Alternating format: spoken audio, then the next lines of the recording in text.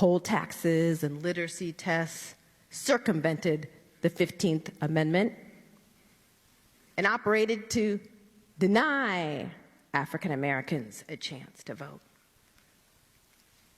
Well, today, in many states, felon disenfranchisement laws accomplish what poll taxes and literacy tests ultimately could not. Now, this doesn't affect just some small segment of the African American community. To the contrary, in many large urban areas today, more than half of working-age African American men now have criminal records and are thus subject to legalized discrimination for the rest of their lives. In fact, in some cities, like Chicago, Baltimore, Philadelphia, D.C., the list could go on, in some cities, the statistics are far worse. In fact, it was reported in Chicago that if you take into account prisoners, if you actually count prisoners as people, and keep in mind that prisoners are excluded from poverty statistics and unemployment data, thus masking the severity of racial inequality in the United States. But if you actually count prisoners as people, in the Chicago area, nearly 80% of working-age African American men, criminal records, are thus subject to legalized discrimination for the rest of their lives.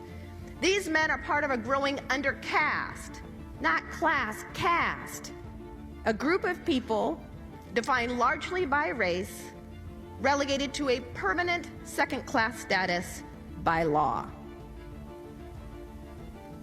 Now, I find today that when I tell people that I now believe that mass incarceration is like a new Jim Crow, a new caste-like system, people react with this complete disbelief. They just say, how can you say that? How can you say that? Our criminal justice system isn't a system of racial control, it's a system of crime control. And if black folks would just stop running around committing so many crimes, we wouldn't have to worry about being locked up and then stripped of their civil and human rights. Well, therein lies the greatest myth about mass incarceration, namely that it's been driven by crime and crime rates. It's not true. It's just not true. Our prison population quintupled in the space of 30 years. Quintupled. We have gone from a prison population of about 300,000 to an incarcerated population now of over 2 million. We have the highest rate of incarceration in the world, dwarfing the rates of even highly repressive regimes